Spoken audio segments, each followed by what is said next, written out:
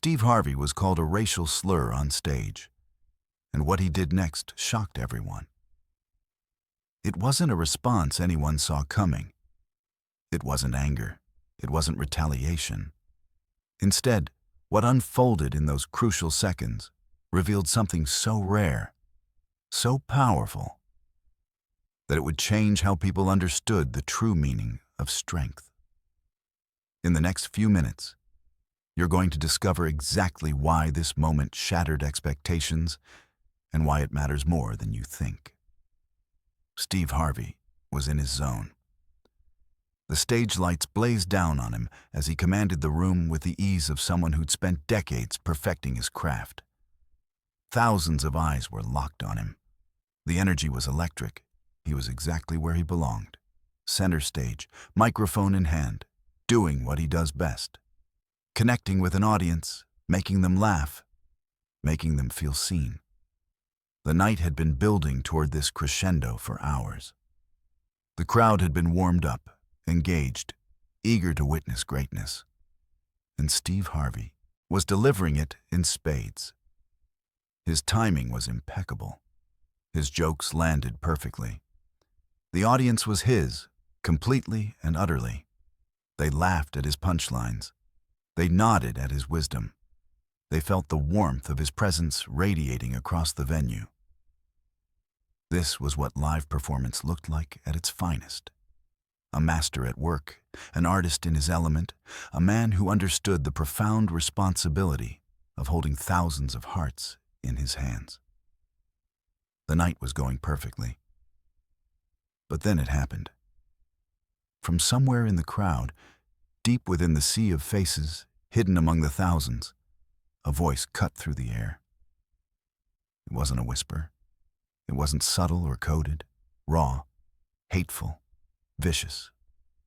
A racial slur hurled directly at him like a weapon designed to wound, to humiliate, to tear down everything he'd been building on that stage. The word echoed through the venue, splitting the atmosphere in two like lightning striking during a clear sky. Everything stopped. The laughter died mid-breath. The energy that had been pumping through the venue just seconds before evaporated instantly, replaced by something heavier, colder, more dangerous. The audience froze, not in admiration anymore, but in shock. Thousands of people suddenly uncertain of what they'd just heard. Was it real? Did that actually just happen? Surely not. But yes, it had. Security personnel immediately tensed, hands moving instinctively, adrenaline flooding their systems.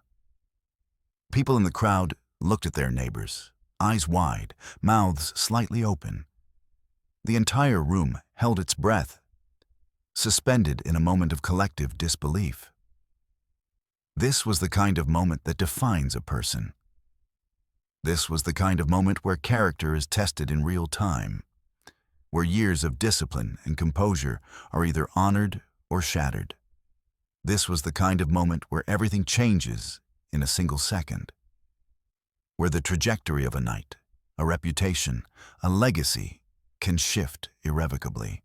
Steve Harvey's reputation hung in the balance. His dignity was being tested. His response, whatever it would be dissected, analyzed, remembered forever. All of it hanging in the balance. The pressure was suffocating.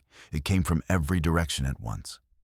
The disrespect was absolute, undeniable, public.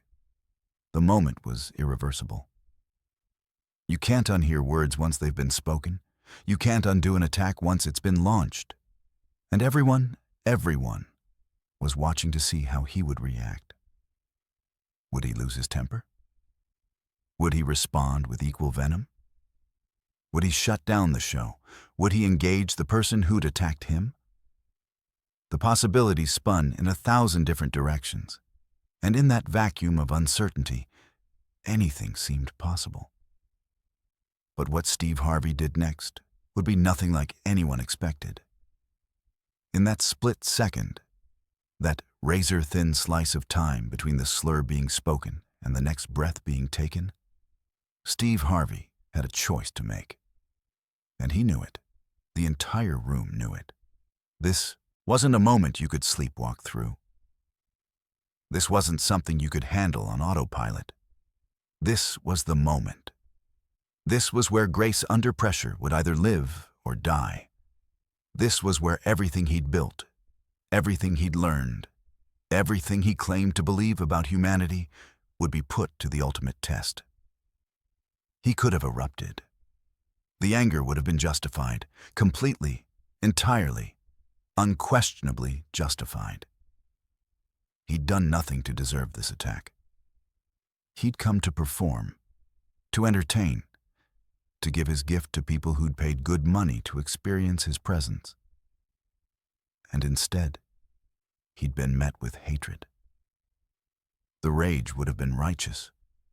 Any person in that position would have felt the fury coursing through their veins, hot and consuming, demanding immediate action. He could have pointed out the perpetrator, demanded security remove them, called them out by name in front of thousands of witnesses. He could have turned the spotlight on them, exposed them, made them the subject of public scrutiny and shame. He could have used his platform, his voice, his influence to diminish them the way they'd tried to diminish him. It would have been poetic justice. It would have been satisfying. It would have felt like power. He could have responded with a cutting remark, a devastating comeback, something sharp enough and clever enough to draw massive applause from the crowd. He could have matched their venom with his own, traded insult for insult, proven that he was faster, smarter, more articulate than they were. He could have made them regret ever opening their mouth. The audience would have cheered. The moment would have belonged to him. He would have won in the eyes of everyone watching. He could have let the moment consume him entirely, could have allowed the poison of that word to seep into his bloodstream and transform him into something reactive, something desperate, something diminished. He could have let someone else's hatred redefine who he was, could have let their attack become the narrative of the evening, could have made it about them instead of about the thousands of people who'd come to experience his brilliance. He could have made it about revenge. But Steve Harvey didn't do any of that. Instead, something extraordinary happened. In that impossibly brief moment, with the weight of thousands of eyes upon him, with the sting of the attack still fresh and raw, with every instinct screaming at him to retaliate, to fight back, to defend his honor, he made a choice that would echo far beyond that stage, far beyond that night, far beyond anyone in that venue could have predicted or fully understood in the moment. He paused. It was deliberate. It was measured. It was conscious. It was the pause of a man who understood something fundamental about power, about true strength, about what it really means to be in control. He didn't immediately respond with anger. He didn't immediately lash out. He didn't react on instinct. He stood there, absorbing the moment, letting it settle into his bones, refusing to be rushed into a reaction that would diminish him or validate the attack. The silence that followed was deafening. It was a silence that seemed to stretch on forever, though it was probably only seconds. The audience was waiting. They were collectively holding their breath, suspended in a moment of profound uncertainty and anticipation. What would he say? What would he do? Would he acknowledge it directly? Would he ignore it as though it never happened? Would he let this person's hatred define the trajectory of the entire evening? Would he allow one moment of cruelty to overshadow hours of connection? The tension in the room was palpable. You could feel it in the air, pressing down on everyone simultaneously. This was no longer just about Steve Harvey. This had become about something larger, about how we respond to hatred, about whether dignity survives confrontation, about whether grace is something real or just a nice idea people talk about when they're not being tested. Steve Harvey's next words would matter more than anyone realized. Because in choosing how to respond, He wasn't just responding to one person's hatred. He was making a statement about who he was, what he stood for, and what it means to maintain your humanity when someone is actively trying to strip it away from you. He was choosing between two fundamentally different versions of himself. One would be reactive. One would be intentional. One would be controlled by someone else's actions. One would be controlled by his own values. The choice was his. The power was his. The narrative was his to shape. And he was about to make it. Steve Harvey's eyes scanned the crowd. He was looking for them. The person who'd thrown that word at him like a weapon designed to wound, to humiliate, to provoke. His expression was calm, eerily calm, unnaturally composed given the circumstances. Not angry, not vengeful, not even visibly hurt or shaken, just present, just focused, just in complete command of himself and the moment, standing there with the confidence of someone who understands that true power comes from restraint, not reaction. When he finally spoke, his voice was quiet. Not weak, quiet. There's a critical difference between the two, and Steve Harvey understood that difference on a cellular level. Quiet can be more powerful than shouting. Quiet can cut through noise in a way that rage never can. Quiet demands attention. It forces people to lean in, to listen, to pay respect. His words came measured and deliberate, each one chosen with surgical precision, nothing wasted, nothing accidental. "You know what?" he said, his voice carrying across the entire venue despite its softness, reaching into every corner, penetrating every ear. "I'm not even mad at you." The crowd erupted, not in agreement necessarily, but in shock, in recognition that something significant was happening, something unexpected, something that defied the script everyone had instinctively written in their heads about how this moment should unfold. The energy shifted. The trajectory changed. Everyone could feel it. But Steve Harvey wasn't finished. He paused again, letting that statement settle, letting it marinate in the consciousness of thousands of people who were hanging on his every word. "I'm sad for you," he continued, his eyes still searching the crowd, still looking for the person responsible. "I'm sad that you're so full of hate that the only way you know how to express yourself is through that word. I'm sad that somewhere in your life, something broke you so badly that this is what came out of you tonight. I'm sad that this is where you are, spiritually, emotionally, mentally, that you thought throwing that word at a stranger would make you feel better about yourself." The room was silent now, dead silent. Profoundly silent. You could hear breathing. You could hear the subtle shifting of bodies. You could hear the sound of people processing what they were witnessing. But nothing else. Because what Steve Harvey was doing was extraordinary. He wasn't meeting hatred with hatred. He wasn't matching venom with venom. He wasn't playing the game that the attacker had tried to start. He was doing something far more radical, far more revolutionary, far more threatening to the logic of violence and retaliation. He was choosing compassion.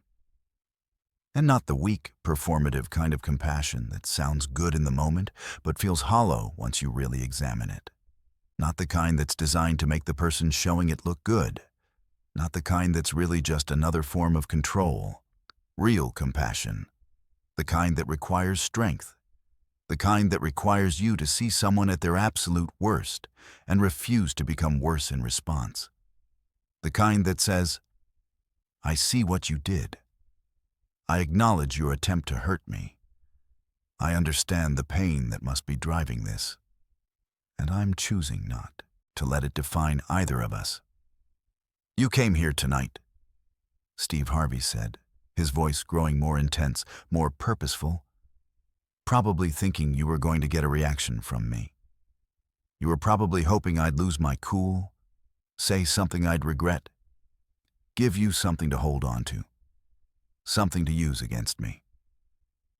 You were probably imagining how you'd tell this story to your friends, how you'd be the guy who made Steve Harvey lose it. But I'm not going to do that. Because I'm better than that. Because we're all better than that. His voice had grown stronger now, not louder. He never raised his voice, but more resonant, more present, more powerful, more grounded in something deeper than mere words.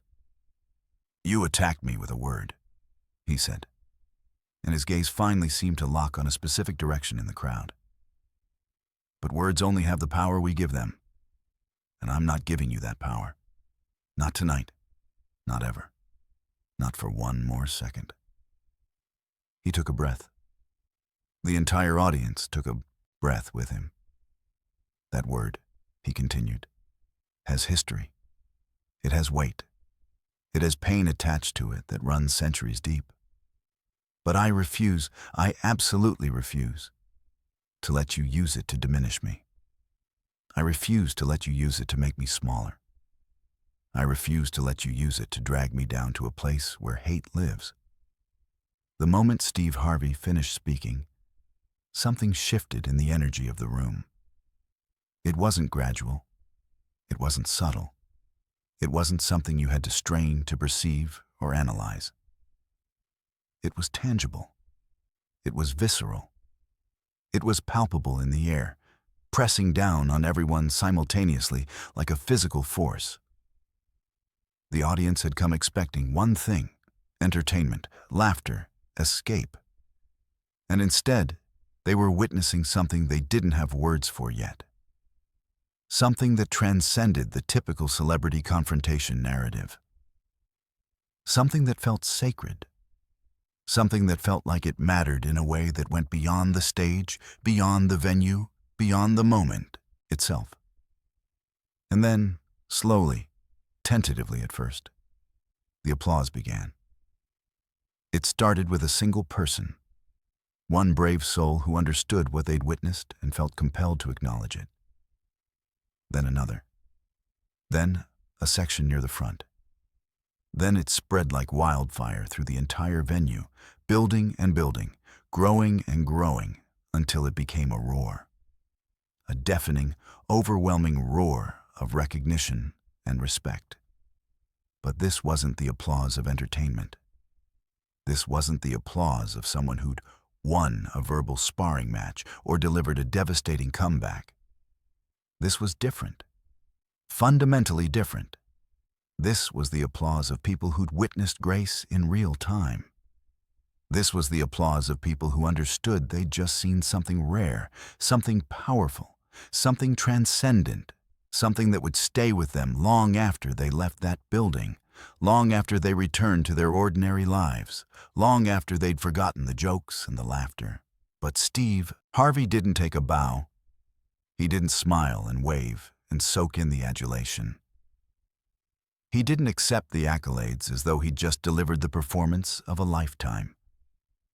He didn't do any of the things that someone might typically do in a moment of triumph. Instead, he stood there, still composed, still present, still centered, still in absolute control of the narrative and the energy in the room. His expression remained measured. His breathing remained steady. His focus remained clear. And when the applause finally began to subside, when the noise had died down enough that people could hear him speak again, he did something that would reveal the true depth of what had just happened. Something that would transform this moment from a personal victory into a universal lesson. He continued. "Now," he said, his voice steady and clear, cutting through the lingering emotional energy like a bell. "Now we're going to move forward from this moment. We're going to choose something different. We're going to choose something better. We're not going to let hate win.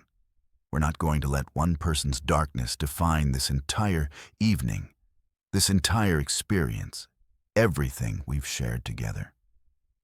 He paused, letting the weight of those words settle into the consciousness of thousands of people. His gaze swept across the audience one more time, making eye contact with as many people as possible, ensuring that everyone felt seen, heard, and included in what he was about to say. "Because that's what grace really is," he said.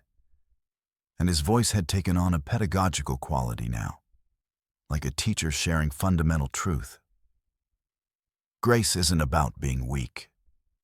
Grace isn't about being a pushover or a doormat or someone who allows themselves to be trampled. Grace isn't about ignoring injustice or pretending that what happened didn't happen or acting like the attack doesn't matter. Grace is about acknowledging the pain.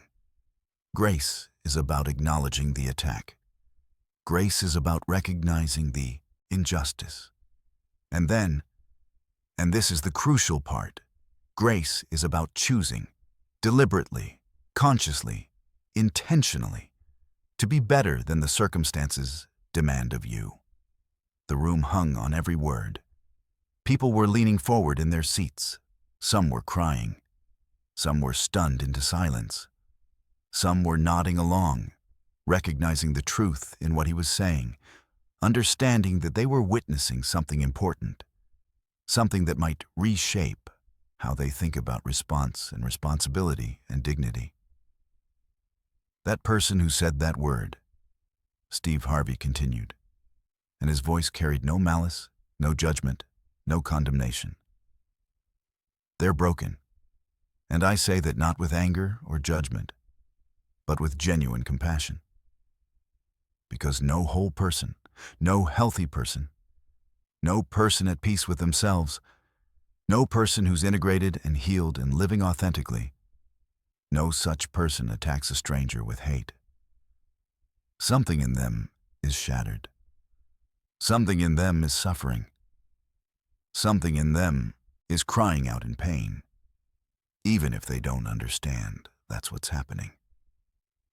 And my job, my responsibility as someone with a platform, as someone with influence, as someone with the privilege of being heard by thousands of people, is not to destroy them further. It's not to add to their pain. It's not to make them feel worse about themselves. My job is to model what healing looks like. My job is to show what dignity looks like. My job is to demonstrate that there's another way to respond, another way to be. He took another breath, and the entire audience seemed to take a breath with him. The air felt lighter somehow. The tension had shifted. The energy had transformed from something sharp and violent into something contemplative and purposeful. "So we're moving forward," he said. And his voice had taken on a resolute quality, a determination that was unmistakable. Not because we're forgetting what happened. Not because it doesn't matter. Not because we're pretending. It never occurred. We're moving forward because we refuse to let it consume us. We refuse to let it own us. We refuse to let it win. And we refuse, absolutely refuse, to become like it in the process. He looked out at the crowd one more time, and there was something almost paternal in his gaze. Something protective. Something that said, "I'm going to show you how to do this. I'm going to model it for you. I'm going to show you what it looks like to choose grace under pressure. That's the real power," he said. "That's what strength actually looks like." In the days that followed, the internet exploded. Social media became a wildfire of analysis, interpretation, debate, and discussion. Clips of Steve Harvey's response went viral across every platform imaginable. Millions of views, hundreds of millions of impressions, billions of potential eyeballs consuming the moment, processing it, debating it, dissecting it. People were talking about it everywhere, in offices where colleagues gathered around computer screens, in homes where families watched together, in classrooms where teachers used it as a teaching moment, in cars where strangers listened to radio commentators debate its significance. In gyms where people watched on silent screens, in coffee shops and restaurants and waiting rooms and airports. The moment had transcended the venue and become a genuine cultural phenomenon. It had become the kind of moment that people would remember, that would shape conversations, that would influence how they thought about response and responsibility and dignity. But underneath all the buzz, all the commentary, all the think pieces from major publications, all the hot takes from social media personalities, all the analysis from cultural critics and philosophers and theologians, there was one question that everyone was asking. One question that gnawed at people's consciousness like an itch they couldn't quite scratch. Why did he do it that way? Why didn't he eject the person from the venue immediately? Why didn't he have security remove them forcibly, dragging them out in front of everyone, making a spectacle of their shame? Why didn't he call them out by name, expose them publicly, destroy them completely the way they'd tried to destroy him? Why didn't he respond with anger, that raw, primal, immediate anger that would have been completely justified? Why didn't he respond with hostility, with venom, with the kind of verbal counterattack that would have devastated his attacker? Why didn't he do what every instinct, every precedent, every cultural expectation, every Hollywood script suggested he should do? The answers people were coming up with ranged wildly from the charitable to the deeply cynical. Some said he was simply a better person than most, a genuinely exceptional human being, operating from a higher plane of consciousness. Some said he was performing grace for the cameras, that it was all calculated, all strategic, all designed to protect his image and his brand. Some said he was afraid of backlash, that he was worried about how his response might be perceived if he came across as too aggressive. Some said he was being manipulated by corporate interests, that his handlers had coached him on the right way to respond. Some said he was genuinely enlightened, that he'd transcended the ego-driven need for revenge that controls most people. Some said he was just trying to protect his brand, that this was all about business and market positioning and maintaining his status as a beloved figure. But the real answer, the shocking truth that would eventually emerge through careful investigation and deeper conversation, was far more profound than any of these surface-level explanations. It wasn't about performance. It wasn't about fear. It wasn't about calculation or strategy or brand management. It was something deeper, something more fundamental, something rooted in a philosophy of life that Steve Harvey had developed over decades of experience, decades of observation, decades of trying to understand the human condition in all its complexity and pain. It started with a conversation that happened backstage, after the show had officially ended, after the crowd had dispersed into the night, after the adrenaline had worn off and the reality of what had just transpired had begun to settle in. Steve Harvey was in his private dressing room, finally alone, finally able to process what had just happened, finally able to let his shoulders drop and his guard fall away. The room was quiet except for the gentle hum of the air conditioning system. The lights were dimmed. Everything felt peaceful, almost sacred in its stillness. And that's when someone knocked on his door. A gentle, respectful knock. A crew member, a production assistant. Someone who'd been there from the beginning of his career. Someone who knew him deeply. Someone he trusted completely and without reservation. They'd worked together for years. They'd been through countless shows, countless moments, countless challenges. This person knew Steve Harvey's heart. They understood what mattered to him. That was extraordinary, they said, stepping into the room quietly, respectfully. Steve Harvey was sitting down on a leather couch, looking exhausted but strangely peaceful, strangely centered despite everything that had just occurred. There was no agitation in his expression, no residual anger, no lingering tension. He looked up and nodded slowly, acknowledging the compliment but not seeking it, not needing validation from outside sources. "You could have destroyed that person," the crew member continued, moving further into the room, closing the door gently behind them. "You had every right, every justification under the sun. Everyone would have understood. Everyone would have supported you. You could have gone nuclear, and nobody would have blamed you." Steve Harvey was quiet for a moment. He was thinking about something that ran deep, something that had shaped his entire philosophy of life and response. "I could have," he finally said, his voice measured and thoughtful. "But then what? What would that have accomplished? What would have been gained? What would have been solved?" The crew member waited for him to continue, understanding that this was important, that Steve Harvey was about to reveal something fundamental about his thinking, about his approach to life, about his values and beliefs and the principles that guided his decision-making. "I've spent my whole life," Steve Harvey said slowly, deliberately, choosing his words with the care of someone speaking about sacred things, trying to understand people, trying to figure out what makes them tick, trying to understand why they do what they do, trying to understand the root causes of human behavior, the motivations that drive people, the pain that compels them to hurt others. And one thing I've learned, one fundamental truth I've discovered over decades of doing this work, over thousands of conversations with thousands of people from thousands of different backgrounds, is that hurt people hurt people.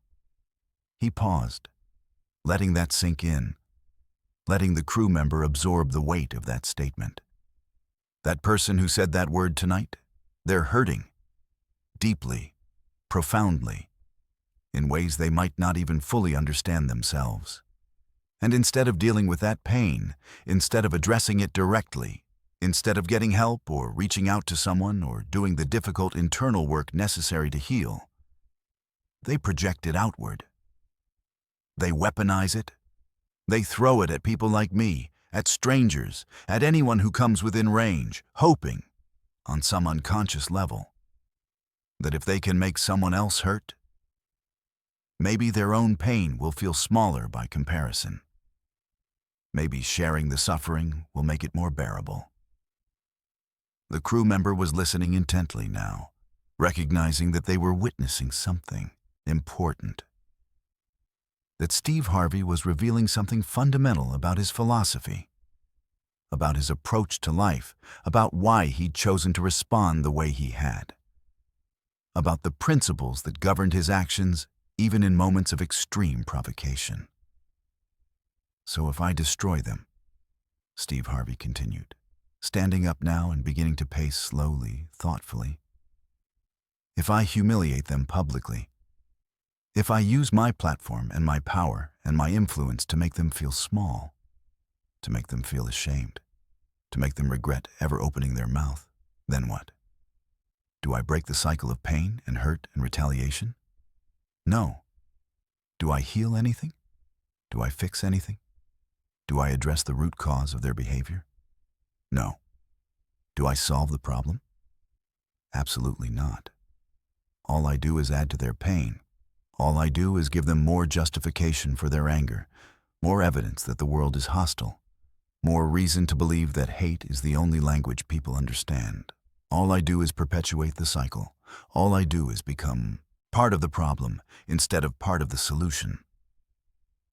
He walked to the window, looking out at the city lights beyond, at the sprawling landscape of human civilization stretching out in all directions.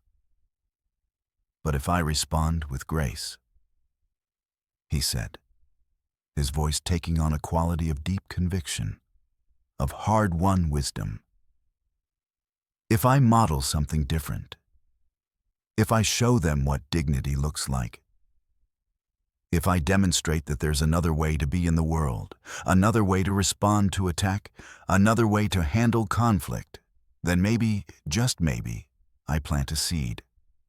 Maybe I show them something they've never seen before. Maybe they've never witnessed someone respond to hatred with compassion. Maybe they've never seen someone choose grace under pressure. Maybe I give them permission to be different. Maybe I inspire them to choose something other than hate. Maybe I show them that there's a path forward that doesn't require destruction, that doesn't require revenge, that doesn't require perpetuating the cycle. He turned back to face the crew member, and there was something profound in his expression now. I learned a long time ago, he said, that you can't hate your way to healing. You can't destroy your way to peace.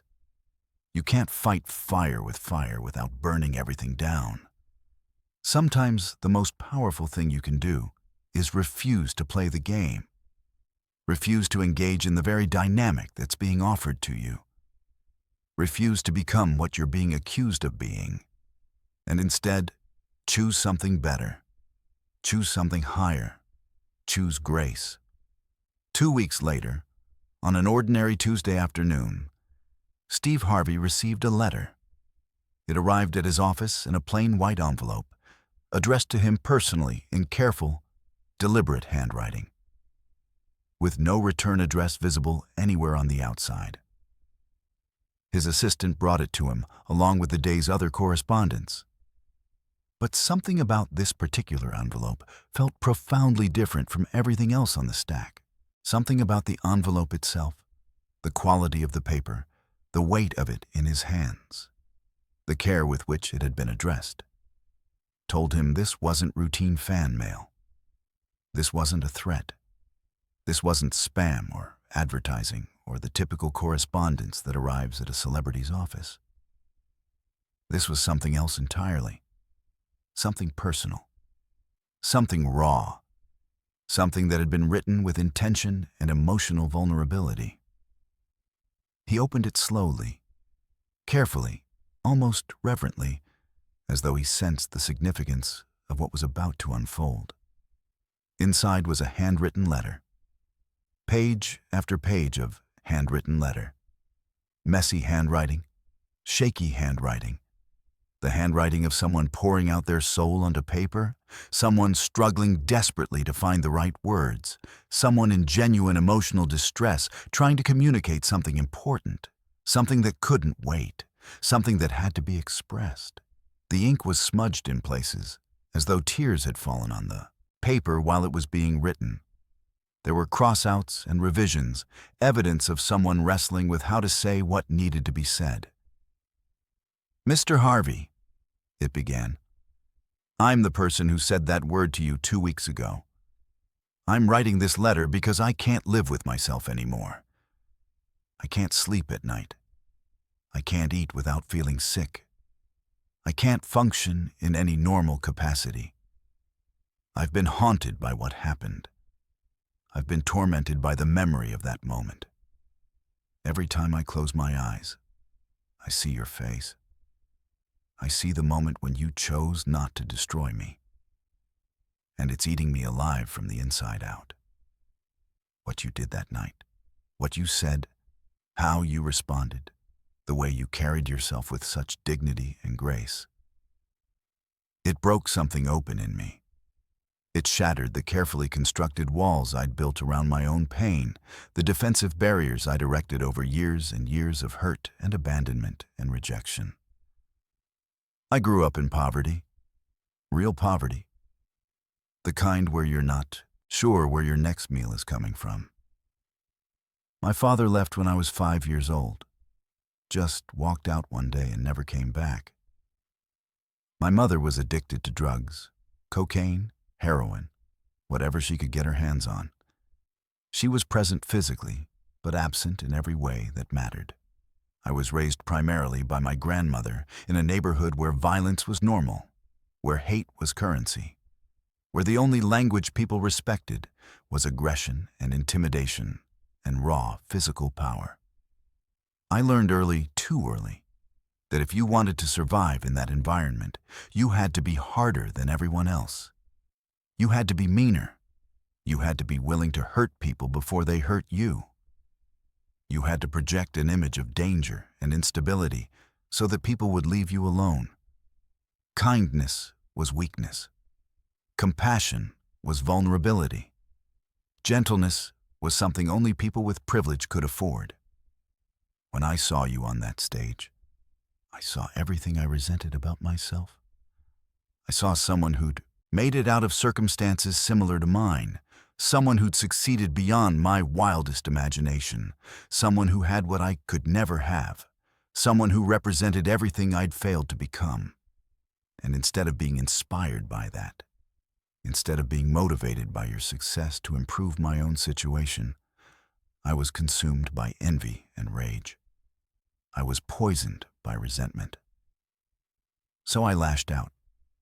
I threw that word at you like a weapon because in that moment, it was the only way I knew how to feel powerful. It was the only way I knew how to assert myself.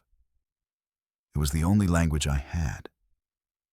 But what you did next, what you did was extraordinary. I expected destruction. I expected humiliation. I expected you to use your platform and your power to annihilate me publicly, to make me regret ever opening my mouth, to turn the entire audience against me. You had every right to do that. You should have done that by most people's standards. But instead, you showed me compassion. You showed me grace. You showed me something I'd never seen before. And in that moment, something fundamental shifted inside me. Something broke open. Something that had been locked away for years and years suddenly became accessible. I've spent the last 2 weeks thinking about what you said. I've replayed those words over and over in my mind. I've thought about how you said hurt people hurt people. I've contemplated how you refused to perpetuate the cycle even though you had every justification for doing so. I've reflected on how you chose to be better, to do better, to rise above the situation instead of sink to its level. And I realized for the first time in my life, truly realized, that I have a choice, that I'm not a prisoner of my circumstances, that I'm not doomed to repeat the patterns of my past, that I don't have to be defined by my pain, that I don't have to keep hurting people just because I've been hurt, that there's another way to be in the world. I'm getting help now. I'm seeing a therapist, a real one, not just someone I know, but a licensed professional who specializes in trauma and grief. I'm starting to do the work, the difficult, painful, exhausting work of healing. I'm confronting the parts of myself that are broken. I'm addressing the pain that I've been carrying around for decades. I'm starting to heal. And it's because of you. It's because you chose grace instead of revenge. It's because you modeled something I'd never seen before. Something I didn't even know was possible. You showed me that there's another way to be, another way to respond to attack, another way to handle conflict and pain and injustice. I don't expect forgiveness. I don't deserve it. I know that. I'm not writing this letter asking for absolution or seeking some kind of redemption that might make me feel better about what I did. I'm writing this letter because I needed you to know something. I needed you to understand the impact of what you did that night. Because if you'd responded with anger, if you'd destroyed me publicly, if you'd used your considerable power to make me feel small and ashamed and worthless, I probably would have spiraled further. I probably would have become even more bitter, even more angry, even more lost in my own darkness. But you chose differently. You chose grace. And that choice rippled out into my life in ways you'll probably never fully understand. That choice changed the trajectory of my entire existence. That choice literally saved my life. Thank you for showing me grace when I didn't deserve it. Thank you for being better than I was. Thank you for modeling what dignity looks like what strength really means, what it means to be truly powerful in this world.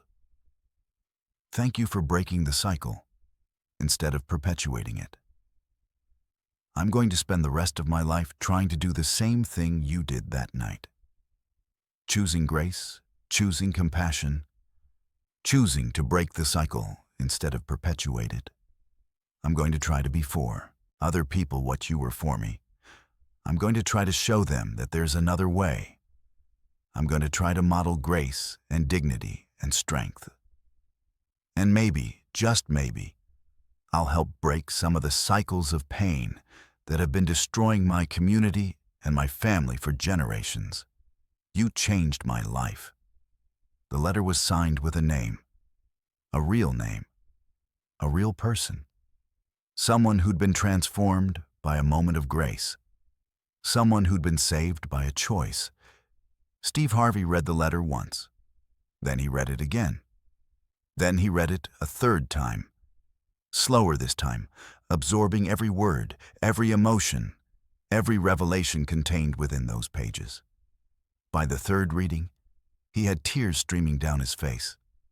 Not tears of anger, not tears of vindication or triumph, not tears of satisfaction at having won a confrontation, but genuine tears of human connection, tears of profound understanding that his choice, his deliberate, conscious, intentional choice to respond with grace instead of revenge, with compassion instead with anger, had rippled out into the world in ways he couldn't have predicted or controlled.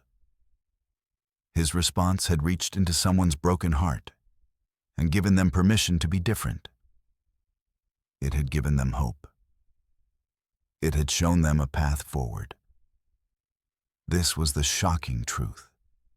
This was the real reason he'd done it.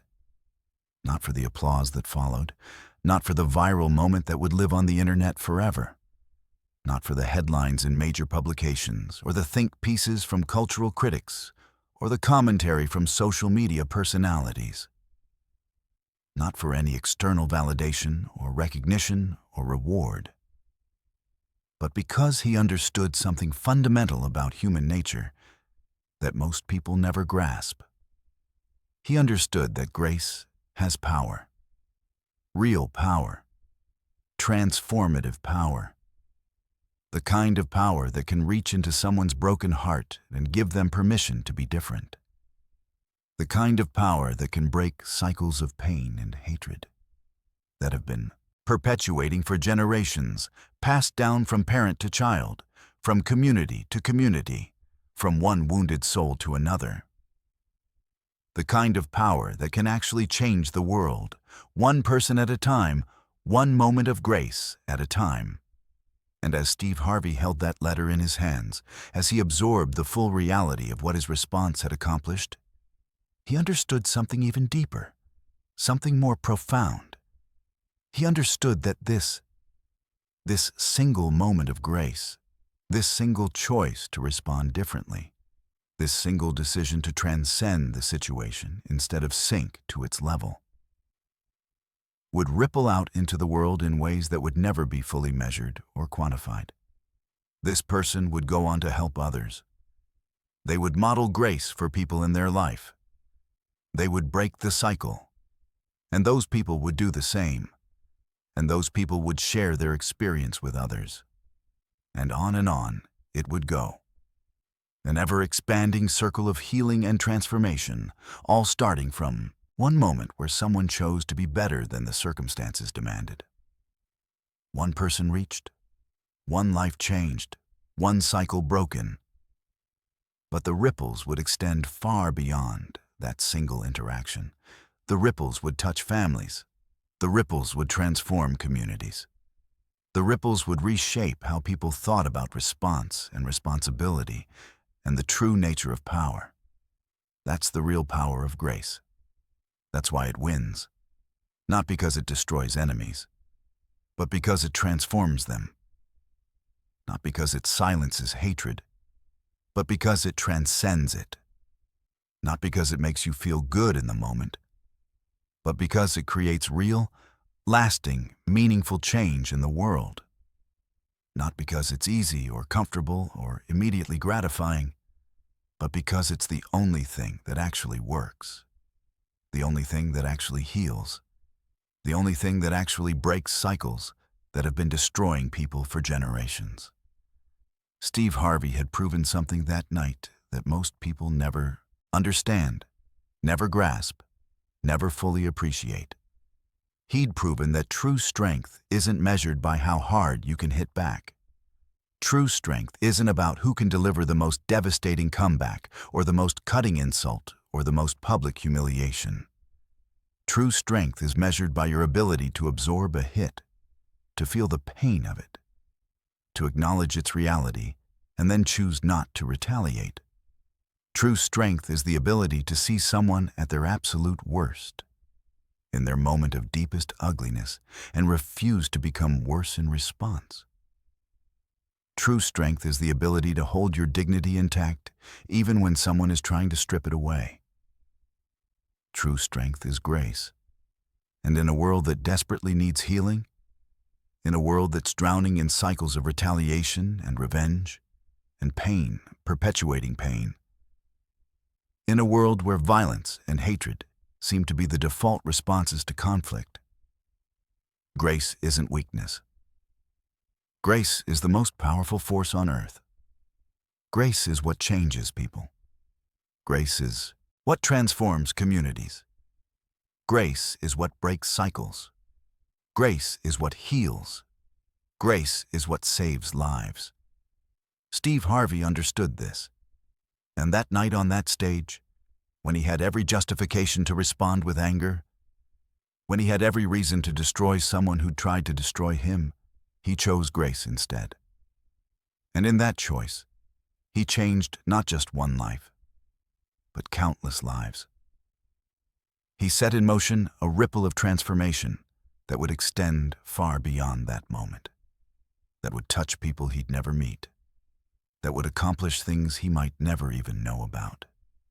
That's the power of grace under pressure. That's why it wins. That's why it matters.